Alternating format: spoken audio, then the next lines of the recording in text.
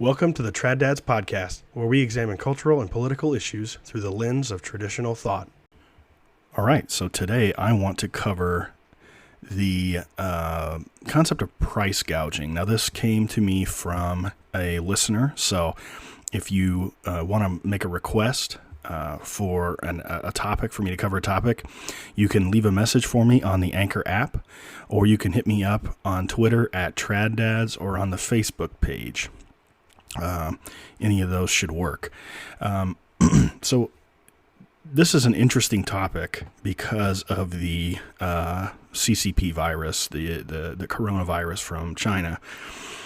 And, you know, of course, anytime we have a natural disaster, we see all kinds of,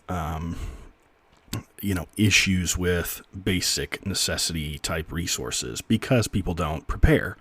And I'm one of those people. I didn't have enough prepared. I certainly had plenty of food and water, but I didn't have like these masks. I didn't have any masks.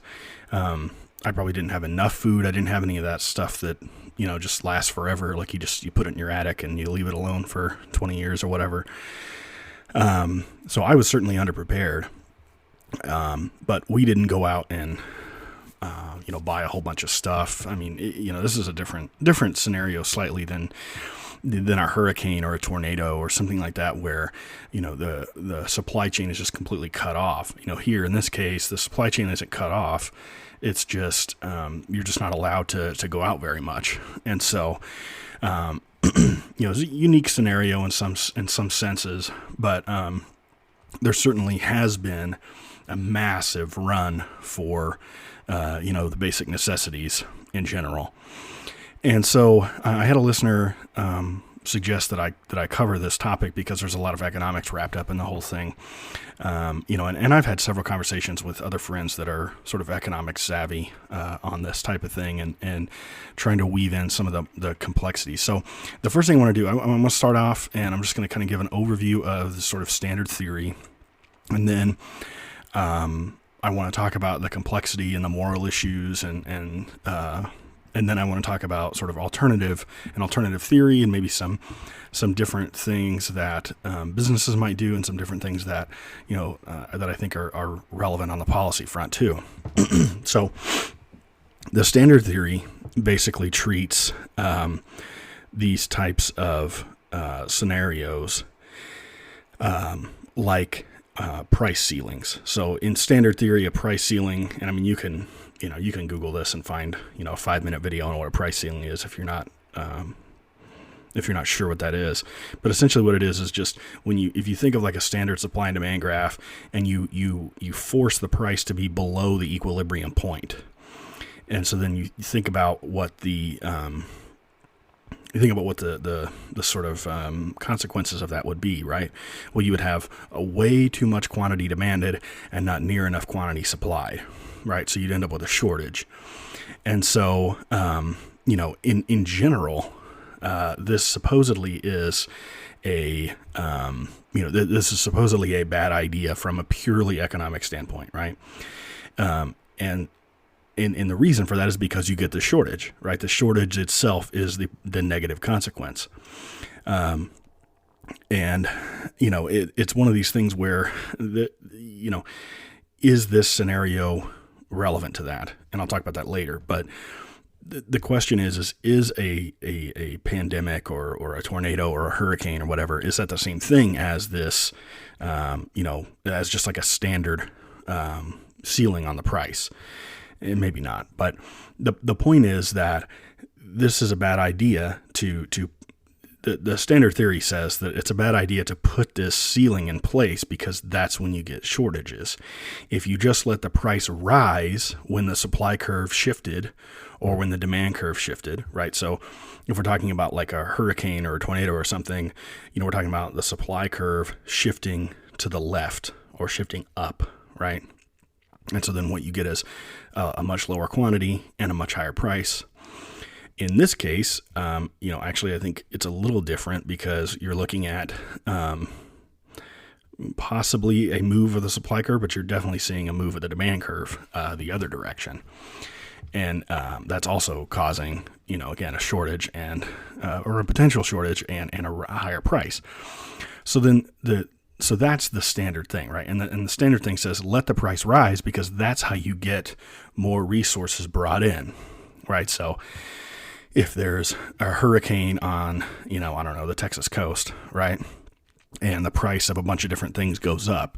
Well, then everybody in the surrounding area that's not affected by the hurricane then has a profit motive, a profit incentive to send resources into that area, right? Because they can take advantage of the higher price. Well, the higher price justifies me shipping stuff, all the way from Oklahoma City all the way down to the coast of Texas. Whereas, the week before, when there wasn't a hurricane, it didn't make sense to ship my stuff all the way down there because it was too expensive to ship it, right? So the standard theory is sort of basing everything on these, ideas of like the cost of production or the cost of transportation of getting materials to this place. And all of that I think is it's fine as far as it goes. So, the second part of this is how far does it go? Is simply saying that, well, we have to let prices rise so that other people will be incentivized to bring things in, right? Because what you're trying to do is you're trying to stave off the shortage, right? But that's not the only way to do that. That's not the only way to stave off a shortage.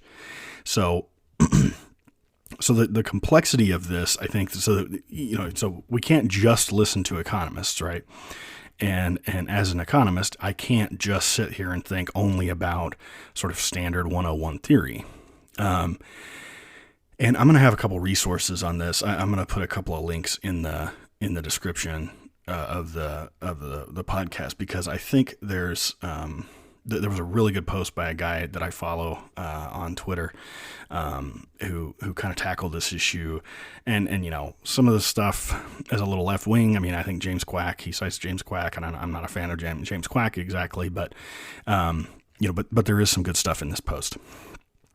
So what he points out is that everybody else on the planet thinks that price gouging laws are perfectly reasonable, right? That it's reasonable to limit the to put a limit, an upper limit on the price of things during a disaster, right? And there's a group of people that are trained in sort of standard economics, and they'll say, oh, you can't do this because it causes shortages, and because without that higher price, we don't get more resources brought in, through the price system, through the free market, right?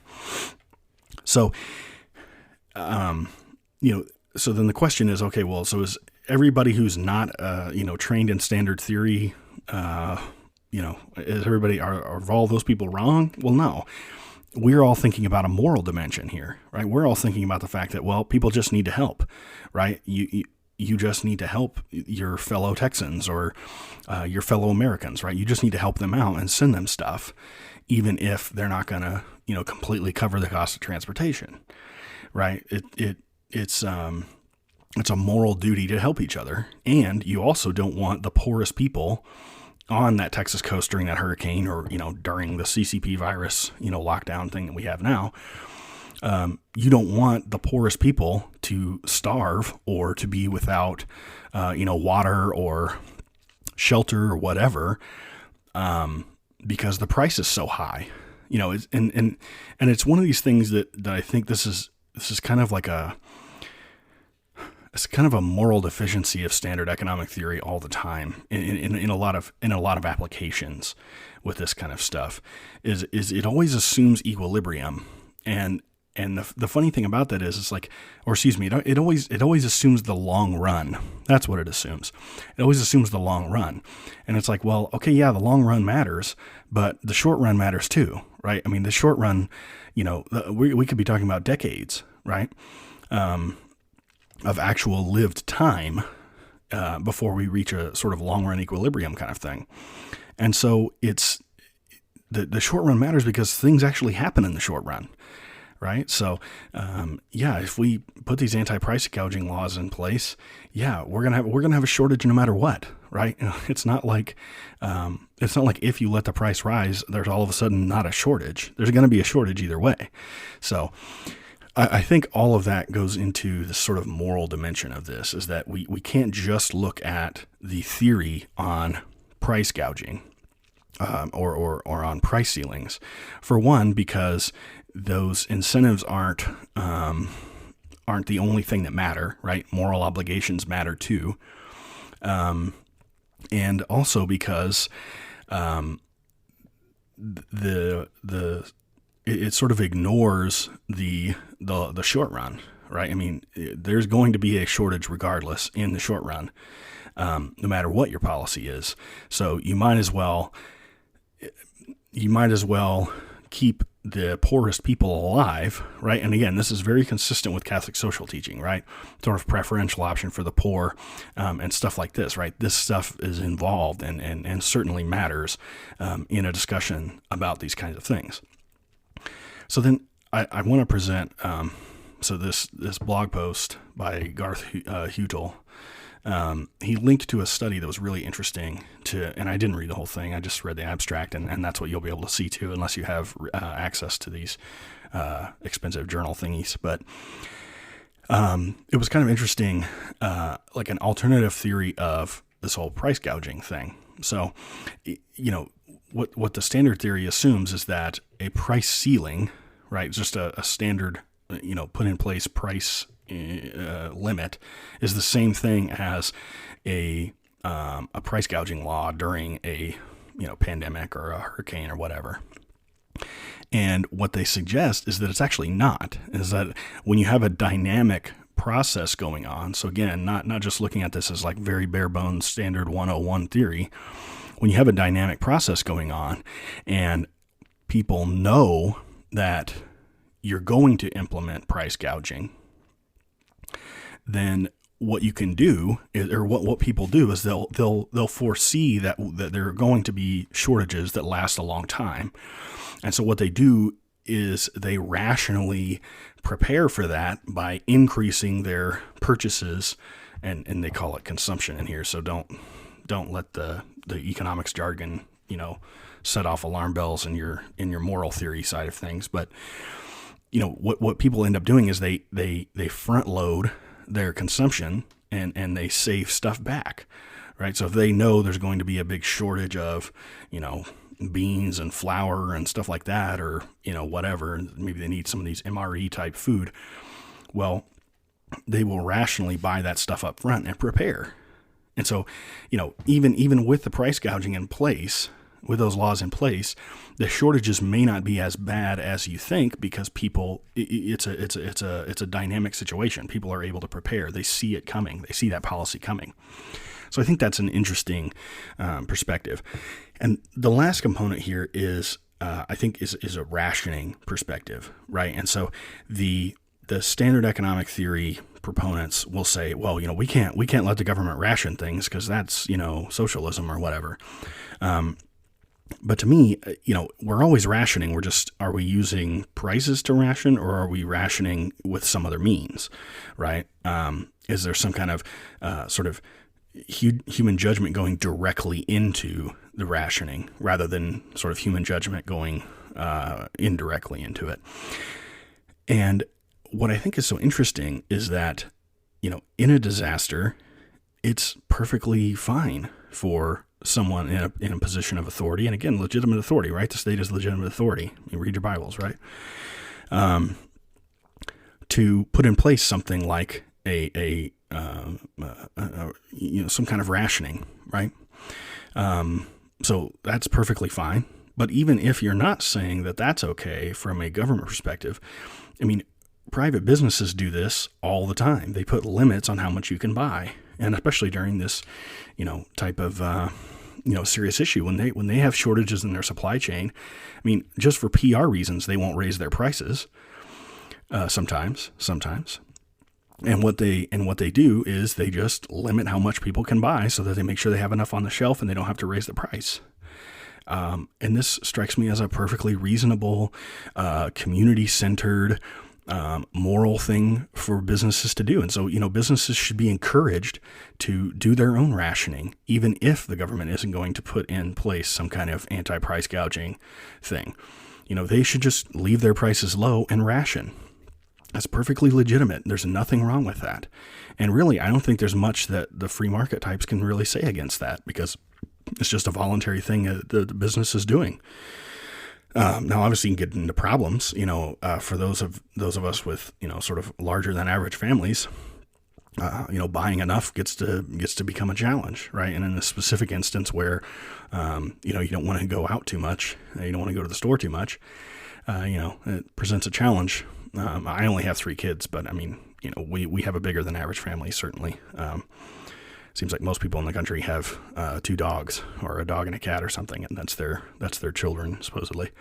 So anyway, I think there is a lot more complexity to this than what the standard theory says.